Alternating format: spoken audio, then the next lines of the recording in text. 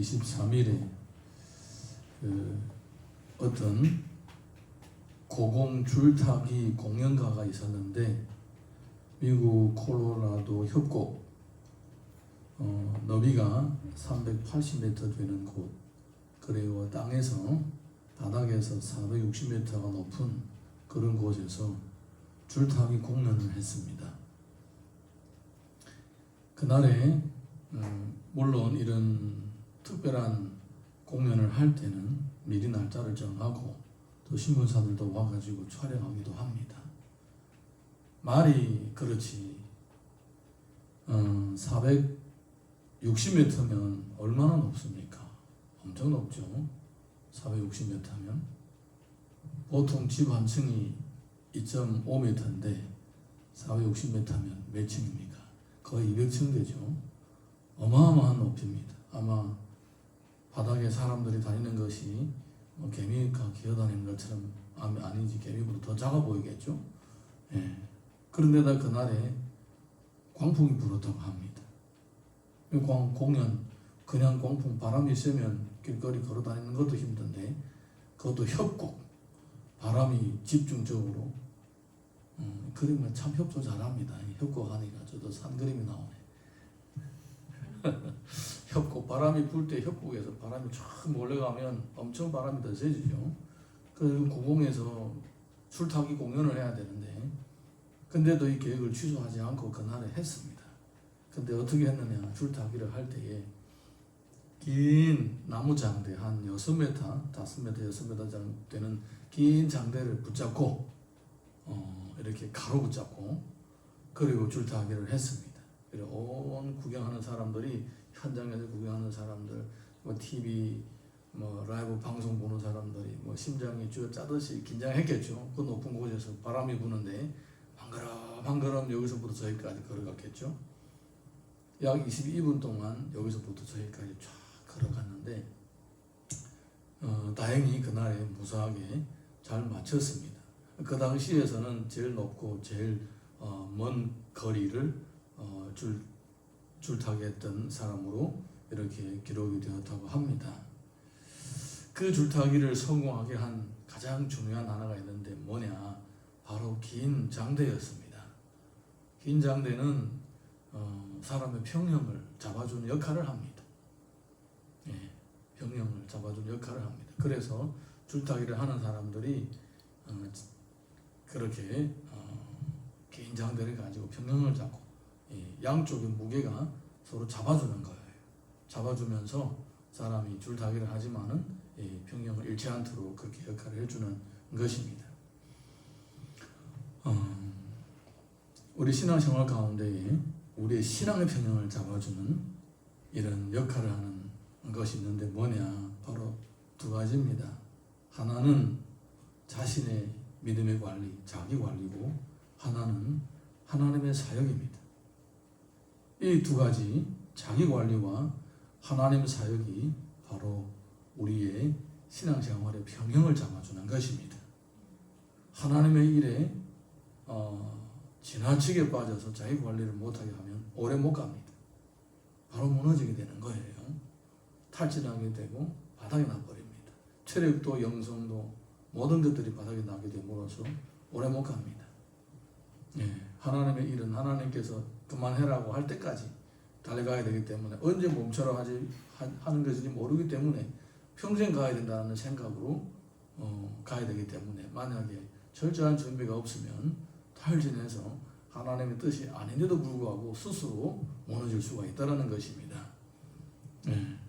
그런데 이제 또 지나치게 자기관리를 하고 하나님의 사역을 하지 않게 되면 이것도 영적인 비만이 걸리게 되겠죠. 은혜를 많이 받았는데 은혜가 나를 통하여 다른 영혼들에게 전달되지 않으면 마치 계속 물만 받아들이고 흘러내려보내지 않는 사회가 죽음의 바다가 된 것처럼 그런 일들이 일어나겠죠.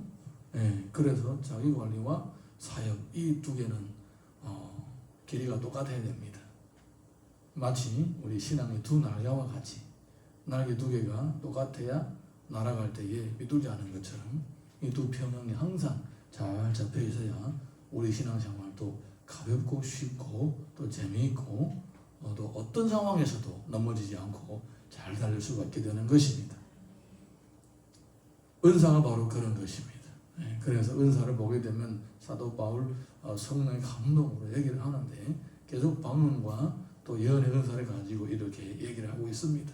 이 두 가지 은사의 특징이 하나는 나를 세우는 것이고 하나는 다른 사람을 세우는 것입니다. 자, 우리 20절 말씀 다시 읽습니다. 시작. 형제들아, 지혜에는 아이가 되지 말고 악에는 어린아이가 되라. 지혜에는 장성한 사람이 되라. 지혜에는 장성한 사람이 되라. 이 얘기는 지혜를 깊이 알아가라는 것입니다. 악은 잘 몰라도 됩니다. 왜? 악을 지을 필요가 없기 때문에, 악을 행할 필요가 없기 때문에 어떻게 하는지 몰라도 된다는 겁니다. 그렇지만 지혜에 있어서는 바싹하게 알고 있어야 된다, 그 얘기입니다. 왜냐하면 예수님께서 제자들을 보내실 때 그런 얘기를 하신 적이 있습니다. 너희는 뱀같이 지혜롭고 비둘기같이 순결하라. 이렇게 다사다난하고 환난이 많고 걸림돌이 많고 대적자들이 많은 이 세상이 마치 이리때가 우글거리는 것과 똑같다는 겁니다. 그런데 성도는 그들하고 같이 누가 발톱이 더 날카로운가, 누구 이빨이 더 기냐, 누구 힘이 더 세냐, 그거를 비교하는 사람들이 아닌 거예요. 오히려 주의 사랑으로 용납하고 받아주고 기꺼이 십자가의 길을 가야 할 사람들입니다. 그러면 이렇게 흉악하고 거친 세상에서 하나님의 나라를 이루면서 하나님의 뜻을 이루려면 반드시 지혜로워야 된다는 것입니다. 사탄보다도 더 지혜로워야 된다는 것입니다. 할렐루야. 그래서 지혜에는 반드시 장성한 사람이 되어야 되는 것입니다. 성경에서는 너희가 지혜가 부족하거든 호의 주시고 꾸짖지 아니하시는 하나님께 구하라. 그리하면 주시리라고 하셨습니다. 하나님은 지혜를 구하는 자에게 주시겠다고 약속하셨습니다. 그만큼 우리 성도들에게는 지혜가 필수입니다. 믿음이 장성하면 장성할수록 더욱 지혜가 필요합니다. 로마서 8장 13절 보게 되면 너희가 육신으로 살면 반드시 죽을 것이로되 영으로서 몸의 행실을 죽이면 살리니. 우리는 영으로 하나님의 뜻을 이루어야 될 사람들입니다. 또 로마서 6장 11절 보게 되면 이와 같이 너희도 너희 자신을 죄에 대하여는 죽은 자요 그리스도 예수 안에서 하나님께 대하여는 살아있는 자로 여길지어다. 악한 것, 죄, 세속적인 것 잘 몰라도 괜찮아요. 잘 몰라도 괜찮아요. 우리가 주식이 어떻게 돌아가는지 몰라도 살잖아요. 주식 전문 분야에서 일하지 않는 이상 상관이 없어요. 우리가 마스크가 어떻게 만들어지는지 몰라도 괜찮아요. 그냥 돈 주고 사서 쓰면 됩니다. 이거 나중에 이게 썩을까 썩지 않을까 그거 걱정하지 않아도 됩니다. 알아서 쓰레기를 처리하는 사람 다 갖다 처리합니다. 매일마다 하나씩 버려도 다 갖다 처리합니다. 우리가 모든 것을 알 수가 없습니다. 하지만 지혜에 대하여 하나님의 나라에 대해서는 우리가 모르면 참 어려워지는 거예요. 그래서 지혜에 대해서 하나님 나라에 대해서는 우리가 장성한 사람이 되어야 된다, 알고 있어야 된다라는 것입니다. 그것이 뭐냐? 그것이 바로 예를 들자면 오늘 우리가 나눠야 할 주제, 영적인 균형이라든가 자기관리의 지혜, 또 사역하는 지혜, 이런 부분들은 모르면 안 되는 거예요. 모르면 안 되는 거예요. 반드시 알고 익히고 또 그것을 따라서 살아야 됩니다. 할렐루야. 이것은 물론 다른 사람에게 좋은 본보기로 남을 수도 있겠지만은 내가 먼저 세워져야 되기 때문입니다. 그리고 내가 나중에 하나님 앞에 가서 잘하였다, 착하고 충성된 종아, 이렇게 칭찬받고 면류관을 받아야 되기 때문입니다. 이어서 21절에서 22절 시작. 율법에 기록된 바 주께서 이르시되 내가 다른 방언을 말하는 자와 다른 입술로 이 백성에게 말할지라도 그들이 여전히 듣지 아니하리라 하였으니 그러므로 방언은 믿는 자들을 위하지 아니하고 믿지 아니하는 자들을 위하는 표적이나 예언은 믿지 아니하는 자들을 위하지 않고 믿는 자들을 위함이라. 방언과 예언의 용도가 다릅니다. 분명히 방향성이 다릅니다. 마가복음 16장 17절 보게 되면 믿는 자들에게 이런 표적이 따르리니 곧 그들이 내 이름으로 귀신을 쫓아내며 새 방언을 말하며 방언은 하나님이 함께 하시는 표적입니다. 예를 들자면 이런 것입니다. 하나님이 나와 함께 하시나 함께 하지 않느냐 잘 모르겠다. 막 두렵고 떨린다. 용기가 나지 않는다. 그런데 어느 날 기도하다가 갑자기 입에서 막 말이 막 터져 나오는 겁니다. 이것이 바로 하나님께서 성경에서 약속하신 그거구나. 믿음이 생기는 거예요. 할렐루야. 기도원이 하나님으로부터 보내심을 받아서 미디안과 대치를 할 때에 두려운 거예요. 그래서 주여 양털이 적고 땅은 마르게 하옵소서. 양털만 마르고 땅이 젖게 하옵소서. 표적을 구하는 거예요. 하나님이 우리와 함께 하신다는 표적을 구하는 거예요. 주여 알겠습니다. 이제 가겠습니다. 가는 거예요. 가는데 그래도 실행에 놓이지 않아가지고 미디안 진영에 가만히 가서 보니까 사람들 앉아서 꿈얘기를 하는 거예요. 꿈얘기를 하는데 뭐라고 얘기하냐면 저 기도원의 진에서 큰 떡덩어리가 구부러 내려오는데 우리 진영에 들어와가지고 우리 진영을 다 부쉈다. 그때야 기도원이 하나님께서 우리들에게 승리를 주시는구나 확신을 가진 것입니다. 표적은 우리가 믿지 못할 때에 우리들에게 확신을 주는 그런 역할을 하는 것입니다. 나를 세우는 거예요. 나를 세우는 것입니다. 방언의 역할이 바로 그런 것입니다. 지금 하나님께서 나를 사용하고 계시는지, 내가 지금 주의 일을 해도 되는지, 내가 도구 기도자로서 시험을 받았는지 나도 잘 모릅니다. 확신이 없는 거예요. 쉽게 말하자면. 그런데 기도하다가 방언이 터져버리면 하나님께서 나를 도구 기도자로 세우셨구나. 하나님께서 나에게 성령 충만을 주시는구나. 이렇게 믿음을 가지게 되는 거예요. 할렐루야. 디모데후서 3장 1절 보게 되면 모든 성경은 하나님의 감동으로 된 것으로 교훈과 책망과 바르게 함과 의로 교육하게 유익하니. 의로 교육하게 유익하니. 예언의 은사는 믿는 우리들에게 주는 것이라는 거예요. 교훈하고 책망하고 바르게 교육하는 일을 하는 것입니다. 우리를 위한 메시지입니다. 하나님께서 우리를 바른 길로 인도하기 위해서 주시는 메시지입니다. 옳고 그름을 알려주고 바른 길을 택하라고 그렇게 선포되는 말씀입니다. 예를 들자면 이런 거예요. 하나님께서 저에게 예언의 은사를 주셨습니다. 우리 교회에서 공식적으로 예언의 은사를 활용해서 하나님의 말씀을 선포합니다. 그러면 이 예언의 선포되는 목적은 이 자리에 앉아있는 청중들에게 주어지는 말씀이라는 것입니다. 나는 그냥 도구로 쓰임받는 거예요. 이해가 되십니까? 이해가 되시죠? 그래서 믿는 분들에게 하나님께서 이렇게 우리를 인도하신다라고 알려주는 거예요. 선포하는 거예요. 그게 예언입니다. 이렇게 다릅니다. 그렇기 때문에 이 예언하고 또 방언의 은사 적절하게 활용하면 내 자신을 세우고 다른 사람을 세울 수가 있는 것입니다. 신앙의 균형이 잡히게 되면서 평생 주님과 동행하면서 기쁨으로 또 하나님의 일을 또 할 수가 있게 되는 것입니다. 23절에서 25절 읽어보겠습니다. 시작. 온 교회가 함께 모여 다방언으로 말하면 알지 못하는 자들이나 믿지 아니하는 자들이 들어와서 너희를 미쳐다 하지 아니하겠느냐? 그러나 다 예언을 하면 믿지 아니하는 자들이나 알지 못하는 자들이 들어와서 모든 사람에게 책망을 들으며 모든 사람에게 판단을 받고 그 마음에 숨은 일들이 드러나게 되므로 엎드려 하나님께 경배하며 하나님이 참으로 너희 가운데 계신다 전파하리라. 불신자들은 방언을 들으며 비방을 합니다. 예언을 들으면 마음의 찔림을 받습니다. 이 얘기는 무슨 얘기냐면 내가 방언을 하게 되면 믿는 사람들이 거기 앉아있으면 방언을 하는구나 알고 있는데 전혀 여기에 모르는 사람들이 전혀 모르는 사람 들으면 뭐라고 하는 거냐. 그러니까 덕을 세우는 데에 효과가 별로 없다라는 거예요.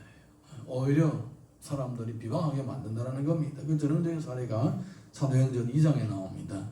다 놀라며 당황하여 서로 이르되 이 어찌 된 일이냐 하며 또 어떤 이들은 조롱하여 이르되 그들이 세술에 취하였다더라. 120명이 마가다락 방에서 오로지 기도에 힘쓰다가 성령 충만 받았습니다. 그래서 각 나라의 언어로 하나님의 큰 일을 말했습니다. 사람들이 놀랐습니다. 이거 어떻게 된 것이냐? 어떻게 우리 지방의 방언으로 이렇게 하나님의 역사를 말하고 있느냐? 이렇게 했는데 어떤 사람들은 저 사람들이 취했다. 뭐라고 말하는지 모르겠다. 이렇게 얘기를 하는 겁니다. 안 믿는 사람들은 들으면서 정신 빠진 놈들이다 이렇게 비방하는 거예요. 오히려 역효과가 일어날 수도 있다는 것입니다. 그런데 믿는 사람들은 이거 어떻게 됩니까? 믿는 사람들은 어떻게 됩니까? 이거 보게 되면 사도행전 2장 37절 보게 되면 그들이 이 말을 듣고 마음에 찔려 베드로와 다른 사도들에게 물으러 이르되 형제들아 우리가 어찌할꼬 하거늘. 마음에 찔림을 받는 거예요. 예언은 사람들에게 이렇게 유익이 되는 거예요. 할렐루야. 예.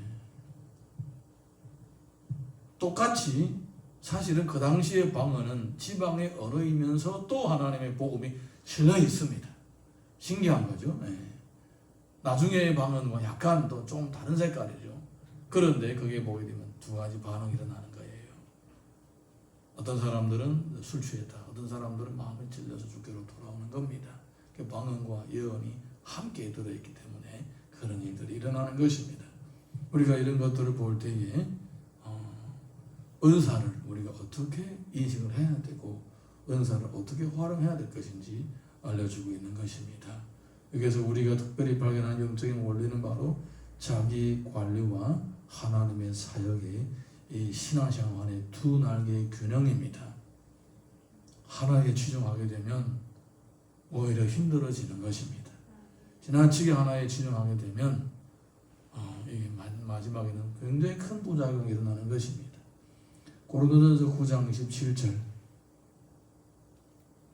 이런 내용이 있습니다. 내가 내 몸을 쳐 복종하게 함은 내가 남에게 전파한 후에 자신이 도리어 버림을 당할까 두려워함이로다. 내 자신을 쳐서 복종하게 하는 것은 내 자신을 관리를 하는 것은 왜 그렇게 철저하게 자기 관리를 하느냐? 나중에 사역을 하고 난 후에 내가 버림을 받지 않기 위해서다라는 겁니다. 여러분 사역을 한때에 굉장히 크게 해놓고 나중에 시험에 들고 문제 생기고 죄를 짓고 타락해가지고 이렇게 많은 사람들에게 악영향을 끼치는 사람들 얼마나 많습니까? 얼마나 많습니까? 특별히 우리 목회자님들 정말로 이런 경우들을 많이 보게 됩니다. 평생 그렇게 좋은 일들 많이 하고 영혼들 많이 세우고 자기 자신이 무너지는 거예요. 자기 자신이 무너지는 겁니다.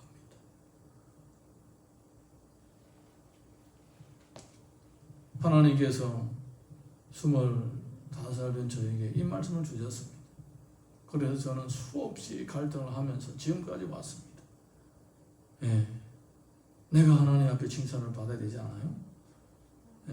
나중에 마지막에 주님을 만날 때에. 그런데 만약에 내가 내 자신 관리를 하지 않고 내 자신을 방치해 두었다가 죄를 한다고 막 날뛰다가 내 자신을 관리를 하지 않고 내 신앙을 잊어버리게 되면 이거는 무익한 거예요. 의미가 없는 거예요.